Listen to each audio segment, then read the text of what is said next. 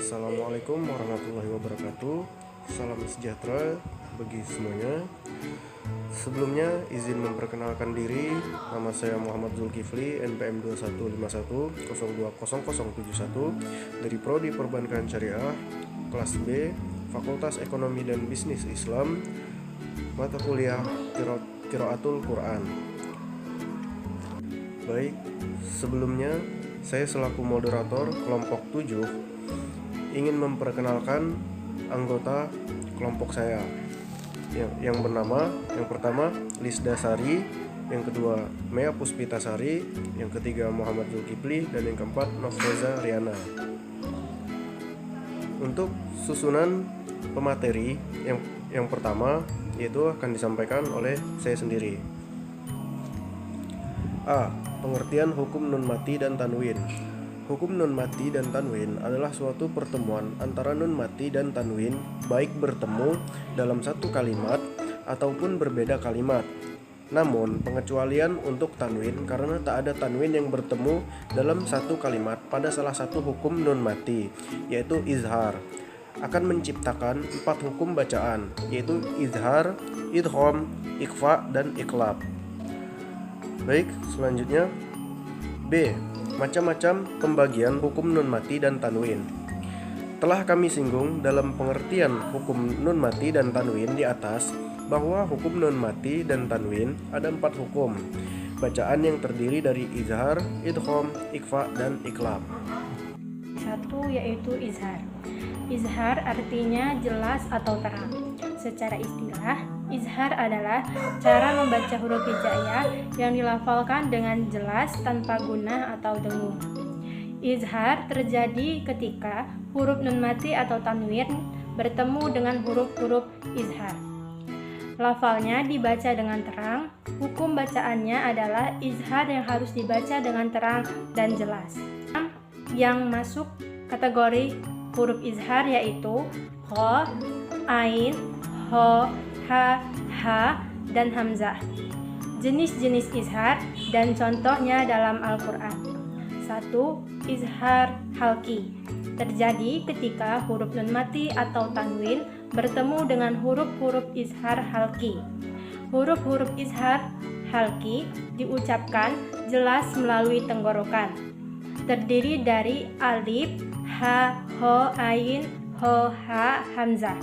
Huruf hukum bacaan izhar halki dilafalkan dengan terang dan tanpa gunah atau dengung. Contohnya, ma aghna anhu maluhu wa ma kasab. Yang kedua, izhar wajib. Terjadi ketika huruf nun mati atau tanwin bertemu dengan huruf-huruf izhar wajib, yaitu ya, waw, nun, dan mim dalam satu kata atau kalimat yang bersambung. Cara membacanya adalah dengan jelas dan tanpa gunah. Contohnya, fil hayatid dunya. 3. Izhar safawi. Izhar safawi terjadi ketika huruf mim sukun bertemu dengan seluruh huruf hijaiyah kecuali mim dan ba. Hukum bacaannya dilafalkan dengan jelas, terang, dan tanpa dengung. Contohnya, amja'alulillahi syuraka. 2. Dalam bahasa Arab, iqam artinya memasukkan. Sementara itu menurut istilah, iqam adalah menggabungkan 2 huruf dan memasukkan salah satu huruf ke huruf lainnya. Spesifiknya, iqam terjadi ketika huruf sukun bertemu dengan huruf berharokat. Pembacaannya dilakukan seakan-akan 2 huruf itu bertasydid. Pelafalan tasydid merupakan simbol ilmu tajwid. Ketika huruf ditekankan di bagian konsonannya sehingga berbunyi ganda. Macam-macam iqam. Yang pertama, iqam biguna atau disertai dengung. Iqam biguna adalah bacaan iqam yang harus dilafalkan dengan dengung. Bacaan dengung sendiri merupakan bunyi suara yang keluar dari pangkal hidung. Bunyi dengung ini harus menyertai setiap bacaan yang mengandung iqam biguna. Huruf-huruf ikham bihuna sendiri ada 4, yaitu mim, nun, waw, dan ya. Terjadi ketika huruf tersebut bertemu dengan nun mati atau tanwin. Contohnya wa nafsiu wa ma sawwaha. Yang kedua, ikham bilahuna atau tanpa dengung. Di sisi sebaliknya ada juga ikham bilahuna yang dibaca tanpa dengung. Kondisi ini terjadi ketika nun sukun atau tanwin bertemu dengan dua huruf ikham bilahuna. Dua huruf ikham bilahuna terdiri atas huruf lam dan ro. Hukum membacanya adalah dengan dileburkan tanpa diiringi dengan bunyi dengung. Contoh Auzubillahi minasyaitonirrajim. Yang ketiga ikham mimi atau ikham mutamatsilain. Ikham mimi atau ikham mutamatsilain terjadi ketika huruf mim mati bertemu dengan huruf mim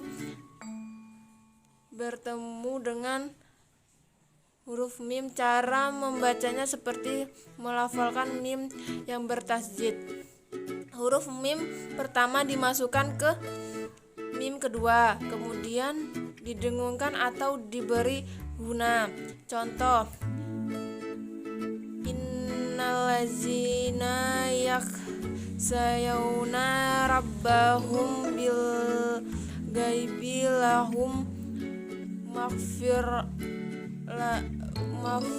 maghfiratu wa ajrun kabir.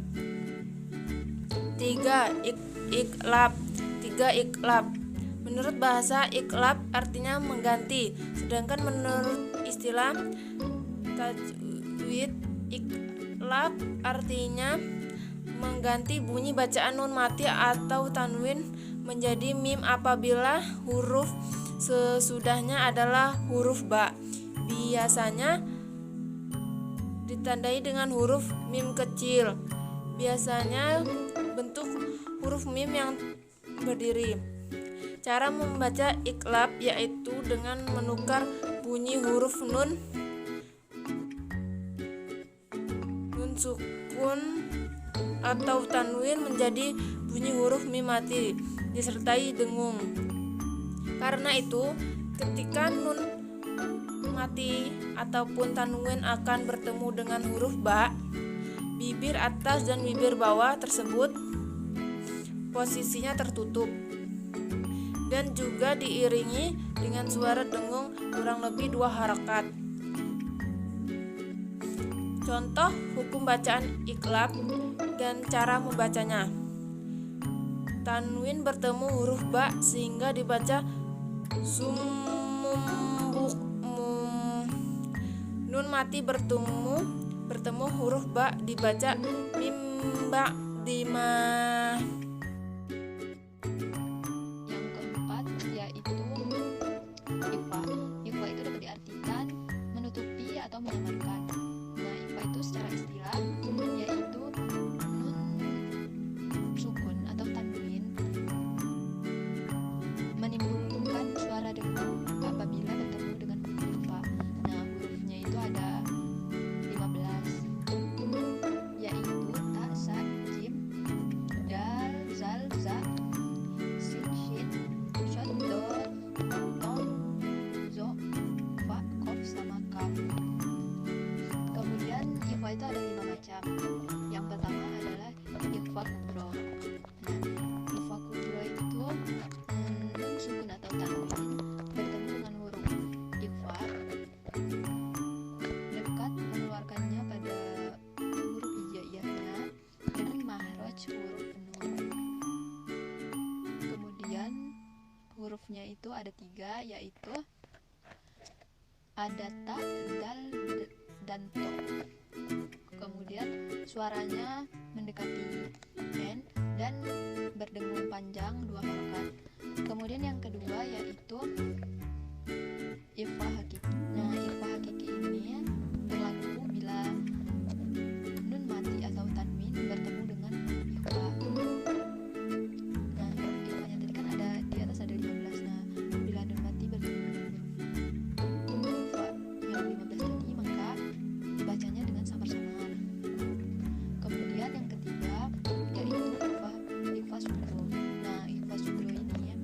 dikalikan dari ifa kubro. Tadi kan ifa kubro itu mendekati, sedangkan ifa sugro ini menjauhi.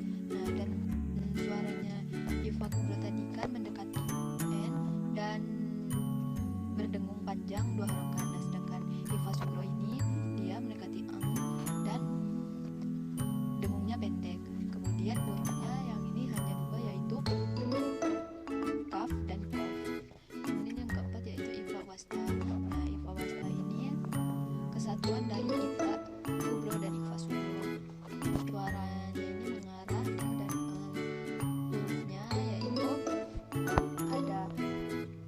ada sa, jim, dal, shin, sod, dot, za, sama zo dan fa.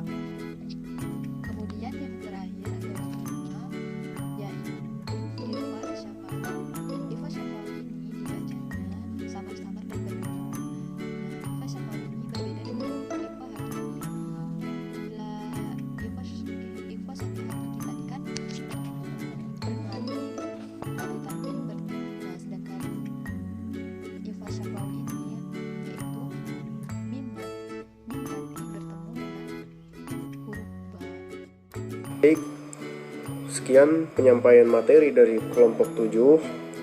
Apabila ada kesalahan penyampaian atau kesalahan kata-kata, saya minta maaf yang sebesar-besarnya, dan kepada Allah saya mohon ampun.